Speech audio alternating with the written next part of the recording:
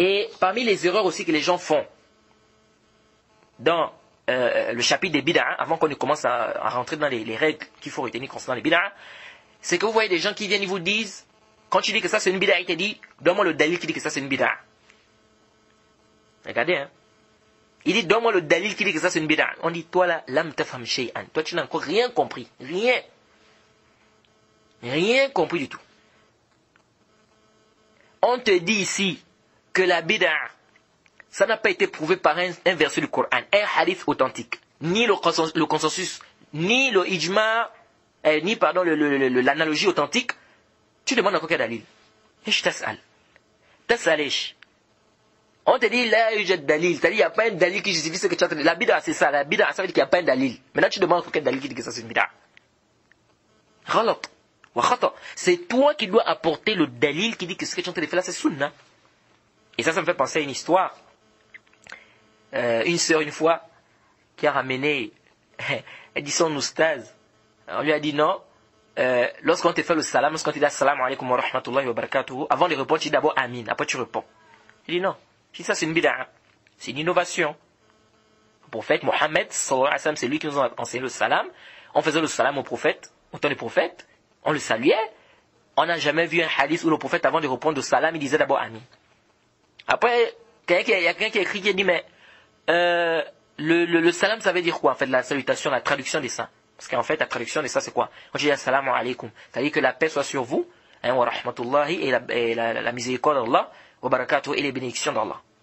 Donc c'est en fait, c'est comme un dua.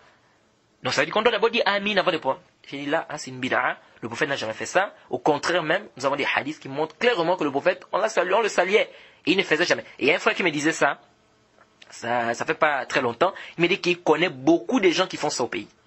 Beaucoup de gens au Gabon, ils font ça quand on fait le salam, ils répondent d'abord amin. C'est des innovations que les gens amènent dans le din. Ouais.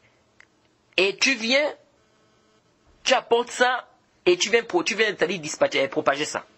Après, qu'est-ce que la sœur a dit? Elle dit, bon, montrez-moi quand même une preuve où quelqu'un a eu à faire ça, et puis il a été réprimandé. J'ai dit, non. Ici, là, nous, on n'a rien à te donner comme preuve où on réprimande qui ou quoi que ce soit. Non. C'est toi qui viens dire que ça, là, ça fait partie de la religion, ça fait partie de notre dîme, ça fait partie de la sunna. C'est toi qui dois nous ramener une preuve qui justifie ce que tu es en train de faire, parce que nous, on sait que la religion est parachevée. Donc ça, c'est un point qui est important, les frères. C'est quoi? C'est que celui qui fait la bid'a, c'est lui qui doit ramener la preuve qui justifie son acte. Ce n'est pas celui qui vient lui dire que ça, c'est une bid'a, c'est pas lui à ramener une preuve qui interdit quoi que ce soit. Non. Toi, tu viens, tu lui dis non, ça fait partie de la sunna. C'est toi qui dois apporter la preuve. Et non pas celui qui dit que quoi? Que ça ne fait pas partie de quoi? De la religion. Donc, nous allons commencer, Inch'Allah, à citer ici quelques règles qu'il faut retenir concernant les innovations. Et ces règles-là, je dis bien, ça va beaucoup vous aider. Ça va beaucoup vous aider. À travers les règles, tu réussis à refuter beaucoup des innovations. Premièrement, il faut déjà retenir que l'innovation dans l'islam, c'est interdit. Et que celui qui fait l'innovation, il a le péché. Certains savants sont même allés très loin, ils disent même que la bid'a, c'est plus grave que le péché. C'est plus grave qu'un simple péché, c'est-à-dire d'aller boire le vin, d'aller peut-être voler. Pourquoi? Parce qu'ils te disent que la bid'a, en fait, c'est comme quelqu'un qui vient modifier la religion d'Allah. Or, celui qui boit le vin, il ne va pas te dire, ou bien celui qui vole, il ne va pas dire non, Allah a dit dans le Coran que je dois aller voler. Non, il ne va pas te dire ça. Il va te dire vraiment, ce que j'ai fait là, je sais que c'est interdit, etc. Bref. Mais par contre, celui qui fait la bid'a, lui, il te dit non, c'est dans la religion d'Allah. Il dit non, le chapelet c'est bien, on peut utiliser le chapelet, c'est pas interdit, on peut utiliser ça dans le din, dans la religion d'Allah. C'est pourquoi vous allez voir que si on met un innovateur, par exemple, on le met imam, c'est celui qui dirige les gens, mais il va égarer beaucoup de gens. Il va égarer beaucoup de gens. Contrairement à celui qui fait le péché. Celui qui boit le vin, son péché est sur lui-même. Ou celui qui va voler. Mais celui qui fait des innovations, il est en train de faire quoi? Il est en train d'entraîner toute une population. Il est en train d'entraîner des gens dans ça. C'est là la gravité. Lui, c'est grave parce qu'il entraîne les gens dans quoi? Dans l'innovation. Il modifie la religion d'Allah. Et surtout s'il est devant. Si on l'a mis devant, imam. Parce que les gens vont le suivre, c'est dire que c'est lui qui connaît, donc on le suit dans ce qu'il fait. Et voilà comment il va entraîner les gens dans les innovations. Et puis, ce qui montre aussi la gravité de la bid'a par rapport au péché, c'est quoi? C'est que celui qui fait la bid'a, il est difficile qu'il se repent. Sauf celui qui Allah a fait miséricorde. Pourquoi? Parce que celui qui fait la bid'a, lui, pense que ce qu'il est en train de faire là, c'est la religion d'Allah. Et donc, s'il pense que c'est la religion d'Allah, il ne va pas demander Allah pardon. Par contre, celui qui fait le péché, qui vole, qui insulte, qui fait ceci, cela, ou le zina, il sait que ce qu'il est en train de faire là, c'est pas bien. Donc, il y a de fortes chances qu'il se repente. Il y a de fortes chances qu'il fasse le tawbah.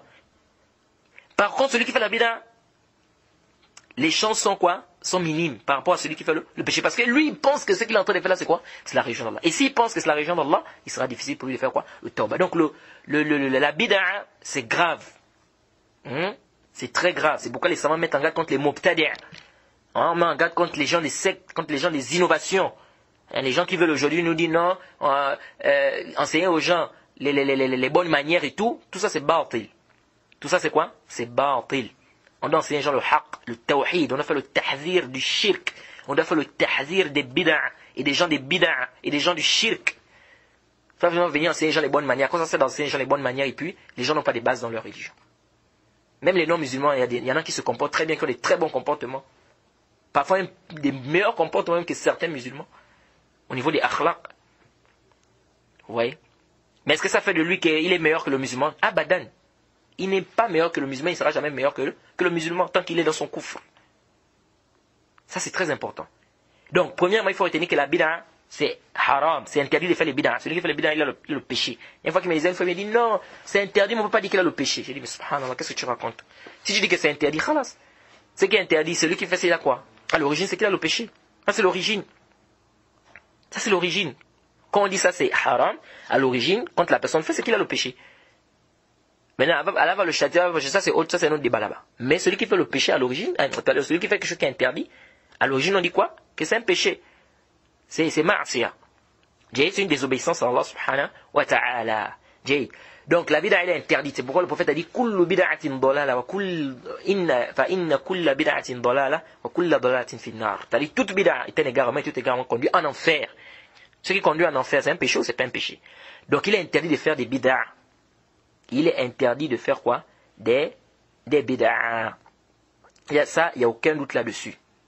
Il n'y a aucun doute sur le fait que la bid'a, c'est un péché. Donc celui qui fait la bid'a, il est en train de désobéir à Allah subhanahu wa ta'ala. Donc premièrement, c'est interdit de faire la bid'a. Ça c'est la première chose qu'il faut retenir. Celui qui va spécifier un zikr, ou qui décide de faire un zikr un nombre de fois déterminé, 100 fois, 200 fois, non seulement ce qu'il fait n'est pas accepté, mais en plus il a le péché. Quelqu'un qui décide de faire, il dit non, moi le zikr c'est 200 fois. Tout le temps, 200 fois, 200 fois. Mais tu as vu ça où on dit ici, non seulement comme le prophète a dit c'est rejeté, deuxièmement, ici là, tu as le péché, il a le péché. Pourquoi? Parce qu'il est en train de faire quelque chose qui est haram. C'est la bid'a c'est interdit.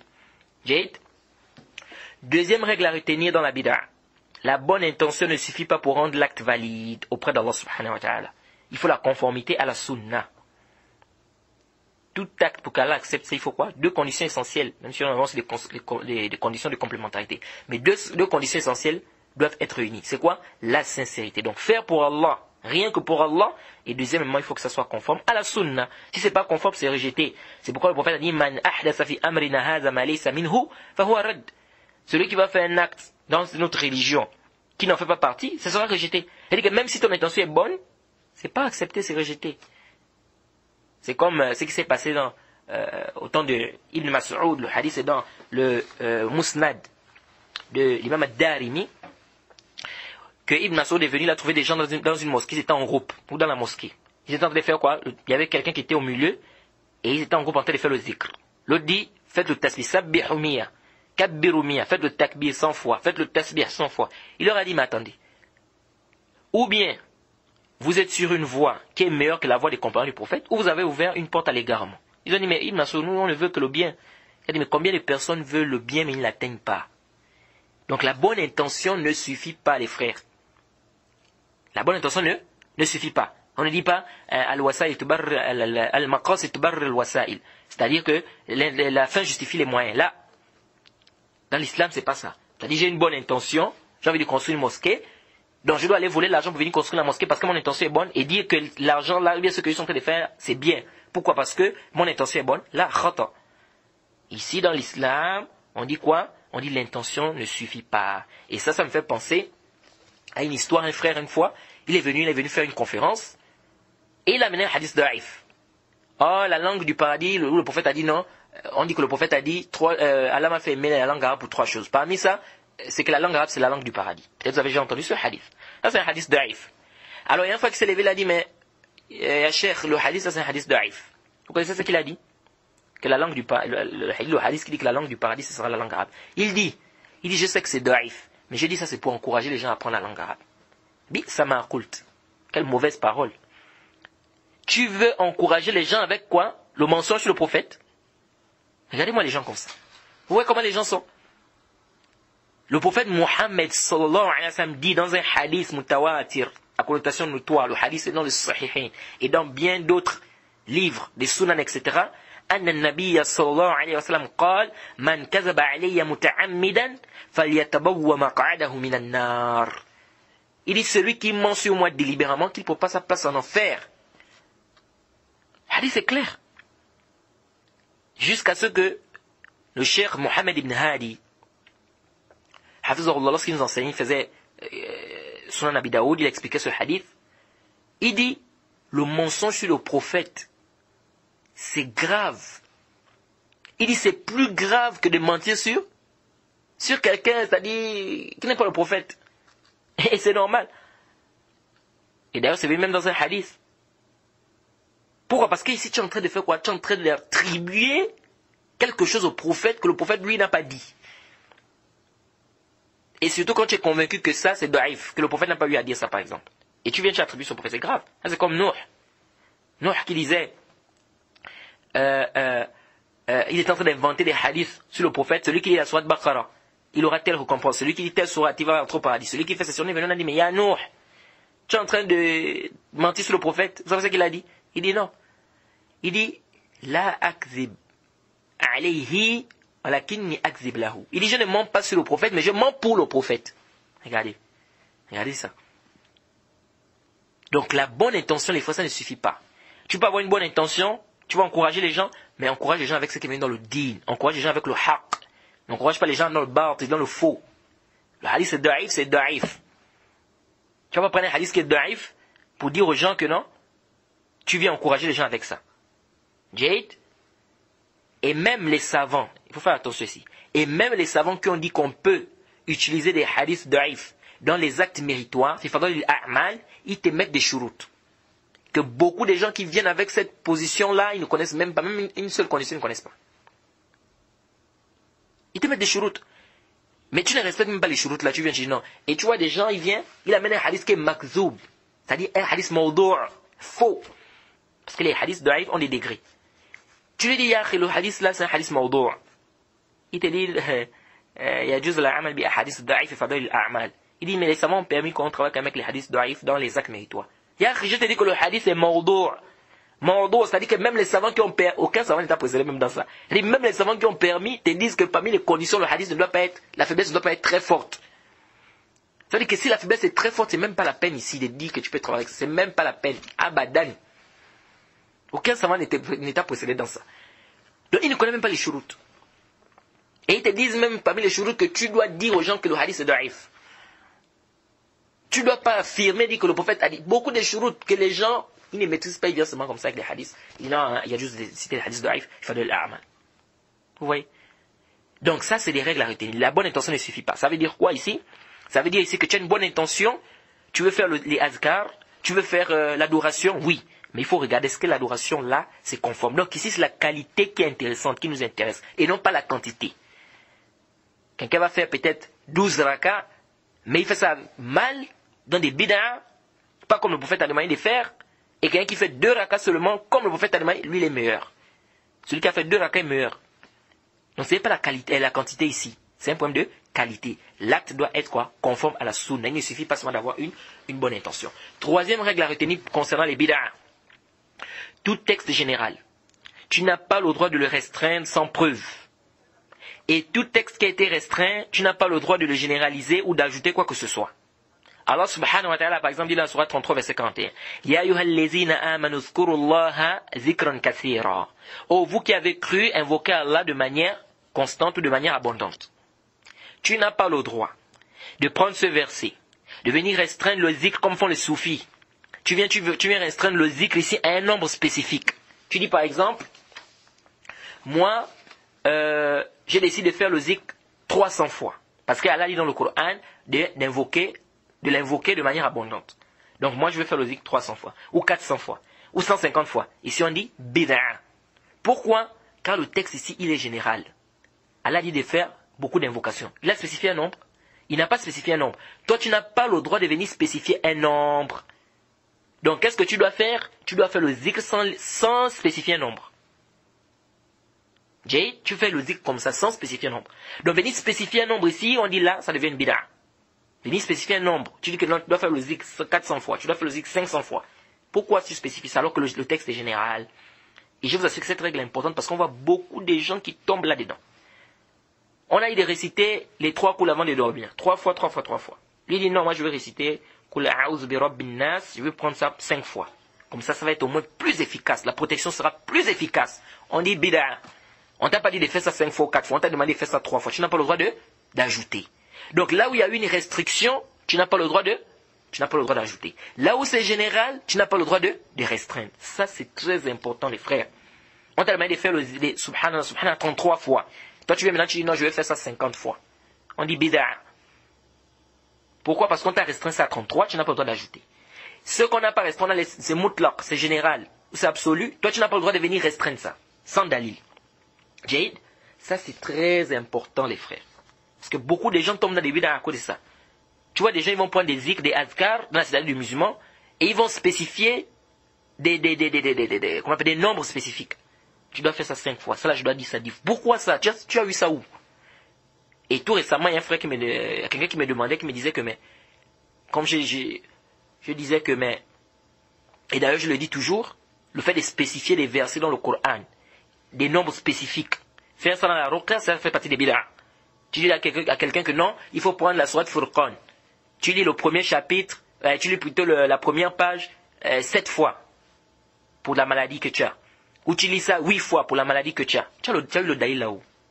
Le daïl de c'est où? Je sais que c'est une bid'a. Alors quelqu'un me demandait, me disait, mais quel mal qu'il y a de spécifier un nombre sans pour autant obliger ça? Et non, ici c'est pas un problème de obliger ou pas obliger. Ici c'est un problème de pourquoi tu spécifies ça. Pourquoi ce nombre-là? Pourquoi pas un autre nombre? Si réellement il y avait un nombre à spécifier, si le prophète devait le faire, Allah devait le faire, Allah laissez ça, mutlaq, c'est absolu comme ça. Tu lis le Coran, khalas, c'est shifa. Pourquoi spécifier? Là où on a spécifié, oui. Mais là où il n'y a pas un dalil, tu veux spécifier un nombre. Pourquoi? Et vous allez voir que beaucoup de gens qui font ça, ils vont te dire que non, la maladie, que toute personne qui a cette maladie-là, il va donner ce nombre-là. Il dit non, tu récites ça 7 fois. Non, tu récites ça 7 fois. Mais pourquoi cette maladie-là, il doit réciter ça 7 fois? Tu as vu ça où? Qui a dit que c'est efficace 7 fois? C'est le prophète, c'est Allah. Donc vous voyez que les gens, ils viennent avec des choses comme ça, c'est parce que les gens, parce que quand tu as ces règles-là, tu es tranquille. Quand tu as ces règles-là, dès que des bid'a arrivent, tu peux déjà savoir que là, voilà une bid'a. Mais lorsqu'il n'y a pas ces règles-là, on fait quoi?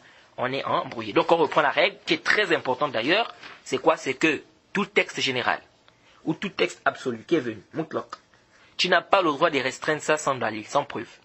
Tout texte qui a été restreint, tu n'as pas le droit d'ajouter ça ou de généraliser ça sans dalil. Jade, 4e règle à retenir, et qui est l'une des règles les plus importantes concernant notre rappel ici. C'est quoi? Al-asl fil ibadat al-mana' wal-asl fil aadat al-hil illa bid-dalil. Je reprends. À l'origine, la règle nous dit quoi? Retenez cette règle est très importante les frères. À l'origine, dans les adorations, il est interdit de faire une adoration si on n'a pas un dalil. À l'origine, il est interdit de faire une adoration si on n'a pas un dalil. Et à l'origine, dans les choses du bas monde, tout est licite tant qu'on n'a pas un dalil qui est interdit. C'est pourquoi le cheikh Abdurrahman Ibn Nasir Ibn Abdullah al-Sa'di, il te dit dans son livre des Qawa'id bien Manzouma al-Fiqhiyya, il dit quoi là-bas? Il te dit wal-asl fi a'adatina wal-asl fi a'adatina al-ibaha hatta yaji as-sarif al-ibaha wa laysa mashru'an min al-umuri ghayra allazi fi shar'ina mazkuri. Il te dit quoi ici? Il te dit qu'al-asl fi adatina al-ibaha. C'est-à-dire à l'origine, dans les pratiques, dans les choses du dunya, tout est licite. Jusqu'à ce qu'il y ait un dalil qui vient montrer que ça c'est plus licite, c'est haram. Ensuite il te dit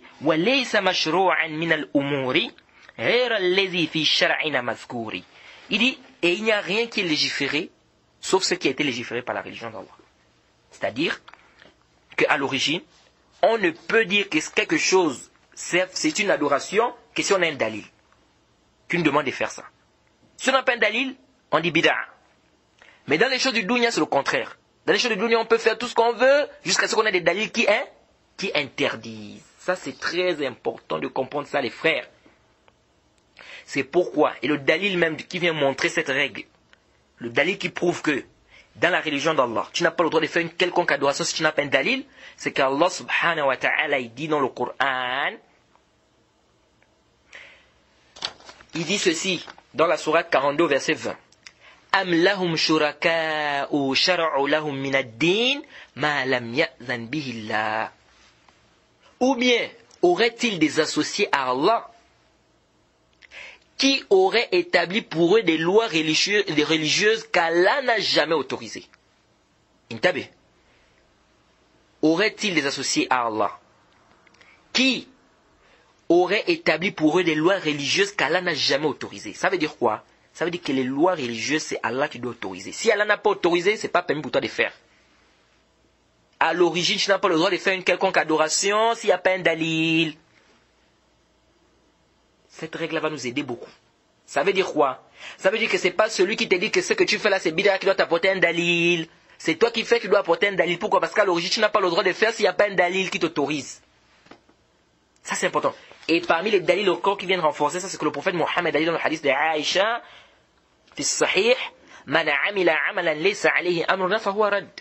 quiconque fait un acte ou une œuvre dont il n'y a pas notre recommandation, cet acte-là sera quoi? Sera rejeté. Donc ça veut dire quoi? Il faut qu'il y ait la recommandation, il faut qu'on te recommande de faire ça. Si on ne te recommande pas de faire ça, c'est bid'a. Parce que le prophète dit celui qui va faire une œuvre dont il n'y a pas notre recommandation, c'est rejeté. Ça veut dire que toi qui viens faire l'acte, c'est toi qui dois ramener des preuves qui justifient qu'on a recommandé de faire ça. Sinon, c'est pas accepté, c'est rejeté, c'est bid'a. Donc, c'est plus la peine pour toi de demander à celui qui vient te dire que ça c'est une bid'a. Ne lui dis plus, apporte-moi le dalil qui dit que c'est une bid'a. Non, c'est toi qui dois ramener le dalil qui dit que ça c'est sunna. C'est pourquoi Allah dit dans le Coran quoi? Il est celui qui a créé tout ce qui est sur la terre pour vous. Dans le dunya, oui. Là, tu peux dire, celui qui vient t'interdire, tu as le droit de lui dire qu'apporte-moi un dalil. Ça veut dire quoi? Si aujourd'hui, tu veux m'interdire de porter une chaussure, tu veux m'interdire de sucer une mangue, tu veux m'interdire de sucer ou de manger le corosol, tu veux m'interdire de manger du riz, tu veux m'interdire de manger du poisson, c'est toi qui dois me ramener des preuves qui interdisent. Parce qu'à l'origine, tout ça, c'est pour moi, c'est permis. Il faut faire la différence. Celui qui vient interdire dans les choses du bas monde, qui n'ont rien à voir avec les adorations, c'est lui qui doit ramener quoi? La preuve qui justifie l'interdiction. Mais dans la religion, ce n'est pas celui qui interdit qui doit ramener la preuve qui justifie l'interdiction. Non, c'est toi qui fais qui dois ramener la preuve qui justifie la permission. Parce qu'à l'origine, on est dans l'interdiction. Je ne sais pas si c'est clair. Donc, et ça va vous aider parce que vous allez voir que vous voyez que beaucoup de gens débattent. Parfois, c'est des débats inutiles. Non, haram, non, haram, non, haram, non, haram. Mais c'est comment? Calmez-vous. Le problème, il est clair. Le problème ici, il est plus que clair. On a la règle. Dans la religion, celui qui interdit, c'est pas celui qui doit apporter le dalil. C'est celui qui permet qui doit apporter le dalil. Dans les choses du dunya, c'est celui qui interdit qui doit ramener le dalil. Jade. Vous débattez sur quoi? On débat sur ça, Jade. Ça fait partie de l'adoration, ça fait partie d'une adoration. Alors, c'est pas une adoration. Mumtaz. On dit Mumtaz. C'est pas une adoration, n'est-ce pas? Ok, donc si c'est pas une adoration, qui dit que c'est interdit? C'est celui-là qui dit que c'est interdit. On dit ok. Comme c'est pas une adoration, celui qui a dit que c'est permis là, on n'a pas de problème avec lui. Mets-toi à côté là. C'est toi qui dis que c'est interdit là qui doit nous amener le dalil. Parce que ça c'est quoi? C'est pas l'adoration ici. Et le débat est clos. Il n'y a plus besoin de beaucoup débattre. Si c'est un débat sur quelque chose de religion, on vient ok. Vous débattez, oui. C'est quoi le problème? Ah, ouais, ok. C'est une adoration, c'est pas une adoration. C'est une adoration, Mumtaz. Qui est celui-là qui est interdit? Oh, c'est celui-là qui est interdit. On dit ok, toi qui es interdit, mets-toi de côté. On n'a pas besoin de toi pour le moment. Nous ici, on a besoin de celui qui dit que c'est permis. Parce que là, dans la religion d'Allah, c'est l'adoration. Et vous êtes tous d'accord que ça, c'est une adoration. Jade. Toi là qui dit que c'est permis, ou le dalil qui dit que c'est permis. Oh non, donne-moi un dalil qui est interdit. Khata. On ne doit pas te donner d'alis qui est interdit. À l'origine, c'est interdit. Allah te dit ici que tu ne dois pas faire s'il n'y a pas son autorisation. Le prophète dit ici que l'acte là, si ce n'est pas recommandé par la religion d'Allah, ce n'est pas recommandé par lui ou Allah, ce n'est pas accepté. Ça veut dire qu'à l'origine, c'est interdit de faire ce que Allah ne t'a pas demandé de faire dans la religion d'Allah. Donc, c'est toi qui dois ramener la preuve qui justifie ce que tu es en train de faire. Pour nous dire que non, les frères, c'est pas une bid'a, c'est dans la sunna, le prophète a fait ça, tu amènes les dalils. Mais ne dis pas, celui qui te dit bid'a, tu dis non, ramène-moi un dalil qui dit que c'est une bid'a. Si tu continues comme ça, c'est que tu n'as encore rien compris de là. C'est quoi là? La bid'a. Cette règle est très importante. Ça va vous aider dans beaucoup de débats. Dans beaucoup de débats. Parce que parfois, vous voyez des gens qui débattent, c'est des heures et des heures, tu dis, mais comme une fois on est parti à la Mecque, c'est pour faire le petit pèlerinage, je voyais des gens, ils ont débattu sur un sujet, je dis, subhanallah. Le problème est plus que clair. Ça, c'est une adoration. Il n'y a pas de débat que ça, c'est une adoration, c'est pas un débat. Si c'est une adoration, khalas. Toi qui viens dire aux gens qu'on doit faire ça, c'est toi qui ramènes le dalil. C'est pas la peine de vous torturer là. Non, je t'ai dit comme ça. Non, ne vous fatiguez même pas les frères. C'est lui qui dit que ça fait partie de la sunna. C'est lui qui doit ramener le dalil. Et le débat est fini. Mais, comme les gens aujourd'hui ne maîtrisent pas ces règles-là, ils font quoi? Ils s'embrouillent. Ça, c'est très important. Parce qu'on va commencer à citer les bid'a dans les mosquées, ou bien les bid'a que les gens font par rapport aux constructions des mosquées. J'ai dit bien, vous allez écouter des choses peut-être que vous n'avez jamais écoutées. Faut pas que quelqu'un s'étonne là. Il dit que, ou le dalil qui dit que c'est une bid'a, il doit ramener un dalil qui dit que c'est une bid'a. Non, si tu continues à dire ça, c'est que tu n'as encore rien compris. C'est celui qui vient légiférer ça, ou qui veut faire ça, qui doit justifier que c'est venu dans la sunna. Cinquième règle à retenir, et que j'estime qui est la plus importante par rapport à notre sujet des mosquées. C'est quoi la règle? Kullu fi'lin lam yaf'aluhu an-nabiy sallallahu alayhi wa sallam wa ashabuhu ma'a wujud al-muqtadi wa 'adam wujud mani' fa fi'luhu ba'da mawt an-nabiy sallallahu alayhi wa sallam wa ashabihi yakun bid'atan. Cette règle a été rappelée par le Cheikh al-Islam Ibn Taymiyyah dans son livre Majmou' al-Fatawi. Au tome 26 à la page 172. L'imam Shatibi dans son livre Al-I'tisam, au tome 1 à la page 361. C'est quoi la règle? Tout acte, suivez attentivement parce que c'est la règle la plus importante, j'estime que c'est la plus importante par rapport à notre sujet ici. Tout acte que le prophète n'a pas fait, ni ses compagnons, et pourtant il pouvait le faire, et il n'y avait rien qui empêchait au prophète de faire ça.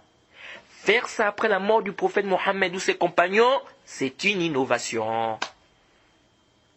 Je dis bien, cette règle est très importante. Tout acte que le prophète n'a pas fait, les compagnons n'ont pas fait. Et pourtant, il pouvait le faire. Et il n'y avait rien qui empêchait aux compagnons, il n'y avait rien qui empêchait au prophète de faire. Toi, tu viens faire ça après la mort du prophète, on dit bid'a. Aujourd'hui, si quelqu'un vient, il dit, on fait la zane pour la prière mortuaire. On dit bid'a. Non, mais on doit appeler les gens pour que... Le prophète a dit que si il y a 40 musulmans qui prient sur un mort et tout, un musulman et tout ça, ils vont intercéder pour lui, etc. Donc c'est pour que les gens soient beaucoup dans la mosquée, donc on fait la zane. J'ai dit, on dit bid'a. Pourquoi on dit bid'a? On pose la question. Le prophète Mohammed a-t-il fait ça? Non. Pouvait-il le faire? Oui. Quelque chose empêchait le prophète de le faire? Non. Donc toi, si tu viens faire ça, après c'est bid'a. On dit, on va faire la zane pour les tarawih. On dit bid'a. Le prophète l'a fait? Non. Pouvait-il le faire? Oui. Quelque chose empêchait le prophète de le faire? Non. Bid'a. Jade, ça c'est une règle qui est très importante aux les frères. Car beaucoup de gens s'embrouillent ici. Un jour après un khutbah, à la mosquée de Kingele, j'ai fini de faire le khutbah, quelqu'un est venu, il me dit, mais, il dit, même les tarawih qu'on fait là, c'est une bid'a, hein. Je dis, comment ça c'est une bid'a? Il dit, oui, parce que le prophète n'a pas fait ça tout le mois, il a fait ça juste 2 jours. Parce que le 3e jour, il n'est pas venu, après il a dit aux gens, etc. Donc, normalement, si nous on fait ça comme ça, tout le mois, c'est bid'a. Pourquoi il s'est embrouillé ici, cette personne-là? C'est parce qu'il n'avait pas compris cette règle. Parce qu'il n'avait pas compris quoi? Cette règle. Le prophète Mohammed, quand le prophète n'a pas fait le tarawih tout le mois, pourquoi? Il y avait une cause, il y avait un sabab. C'est parce qu'il craignait que ça devienne obligatoire pour nous. Et c'est pourquoi les savants des usul te disent quoi? Al-hukm yadur ma'illatihi wujudan wa adaman. C'est-à-dire la sentence tourne avec sa cause. Si la cause est présente, la sentence y est. Si la cause n'est pas là, la sentence est différente. Jade, on a interdit le vin parce que ça saoule. Donc si dans le vin, ou si on fait un vin où il n'y a pas d'alcool, qui ne saoule, c'est-à-dire il n'y a pas d'alcool, il n'y a pas de la matière qui saoule à l'intérieur, on dit quoi? C'est halal. On dit quoi? C'est halal. Jade. Donc ça c'est une règle qui est très importante les frères. Parce que quand on va commencer à citer les bid'a là, il ne faut pas commencer, vous allez vous étonner là, mais pourquoi il dit que ça c'est une bid'a? Ça c'est une règle qui est très importante. Le prophète Mohammed, a-t-il fait ça? Non. Pouvait-il le faire dans les adorations? Pouvait-il le faire? Oui. Quelque chose empêchait le prophète de le faire? Non. On dit quoi? On dit si ça devient une bid'a si toi tu viens faire ça. Parce qu'il pouvait le faire. Il pouvait le faire, rien ne l'a empêché de faire ça. Donc si toi tu viens après faire ça, on dit quoi? C'est une bid'a. Parce que le fait qu'il délaisse alors qu'il peut le faire, ça montre qu'on doit délaisser ça. Ça montre qu'on doit quoi? On doit délaisser cela. Jade, ça c'est une règle qui est très importante. Parce que ça va nous aider à refuter beaucoup des innovations que les gens amènent dans la religion. Donc cela voudrait dire que si le prophète a laissé une chose, à cause, c'est-à-dire il y a une raison, il a eu une raison pour qu'elle a laissé cette chose, si cette raison-là ne se trouve pas après la mort du prophète, faire cet acte-là n'est pas une bid'a. Ça, il faut bien retenir ça, parce que les gens s'embrouillent pour rien. C'est pourquoi une fois, il dit même regrouper le Coran là, en fait c'est une bid'a, on ne devait pas regrouper ça comme ça. Parce que le temps du prophète c'était pas ça, c'est le djahal. C'est le djahal, c'est l'ignorance. Si le prophète laisse quelque chose pour une raison, et que cette raison qui a amené le prophète à laisser cette chose-là, cette raison ne se trouve plus aujourd'hui ou n'est plus présente, faire cet acte-là n'est pas une bid'a. C'est-à-dire faire l'acte qu'il a délaissé là, c'est pas une bid'a. Pourquoi? Parce que, on a dit quoi? Que la sentence est que il pouvait le faire, il ne l'a pas fait, rien n'empêchait au prophète de le faire. Faire ça après, c'est quoi? C'est une bid'a. Ça, c'est dans les adorations. Jade. 6e règle à retenir, et qui est d'ailleurs la dernière que je veux citer ici, et je pense que c'est la dernière que nous allons citer concernant cette première série, n'est-ce pas, de notre cours sur les innovations. La deuxième série, on va commencer à citer les innovations que les gens font, bien les innovations qui ont un rapport avec les mosquées. 6e règle à retenir ici, qui est, comme je disais, la dernière. Et la première fois que j'ai écouté cette règle, c'était dans un audio du Cheikh Mohamed Nasruddin Al-Albani, rahimahullah. C'est dans un audio du Cheikh Al-Albani, où il débattait de la question du qabd, après le ruku'. C'est-à-dire, après le ruku', est-ce que je dois remettre mes mains sur la poitrine, oui ou non? Jade, vous savez, ça c'est un débat entre les savants. Hein. Vous connaissez certainement la position du Cheikh Al-Albani là-dessus. C'est-à-dire, après le ruku', je remets les mains sur la poitrine, ou je ne remets pas. Jade. Donc il débattait et il a apporté cette règle. Mais cette règle, en fait, c'est une règle qui est connue. L'imam Sharp bien rappelé cette règle, le Cheikh Al-Islam Ibn Taymiyyah, et bien d'autres ont rappelé cette règle. Jade. Pourquoi je dis quand les gens disent que le Cheikh Al-Albani c'était pas un faqih, je dis ça c'est le djahal. C'est le quoi? C'est le djahal. Ici, le Cheikh Al-Albani a apporté cette règle. Il a dit ceci.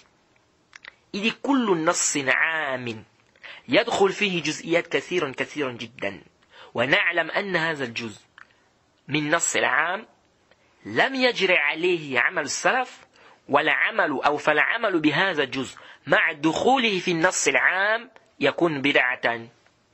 Qu'est-ce que cela veut dire ça? Tout texte général dans lequel rentre à l'intérieur des particules ou plusieurs particules, et nous savons qu'une de ces particules, c'est-à-dire du texte général, les salafs n'ont pas fait cela particulièrement, on n'a pas fait cet acte-là particulièrement, travailler avec cette particule-là, en la faisant rentrer dans le texte général est une innovation. Qu'est-ce que cela veut dire tout ça? Arju an tantabihu. Je demande votre attention ici. Le prophète Mohammed sallallahu alayhi wa sallam nous a par exemple dit Man salla alayya salatan wahida sallallahu alayhi biha ashara. Celui qui va prier sur moi une prière, Allah va prier sur lui 10 prières. 10 ou 10 fois.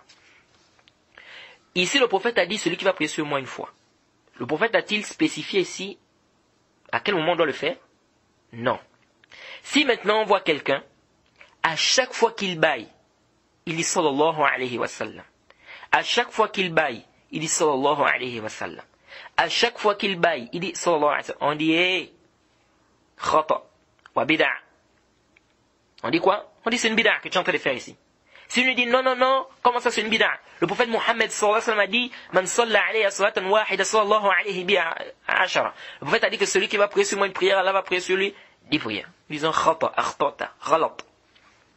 Ce que tu dis là c'est une erreur. Pourquoi?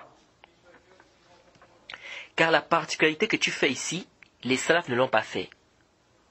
Ça veut dire quoi? Le texte est général. C'est-à-dire à n'importe quel moment je peux prier sur le prophète.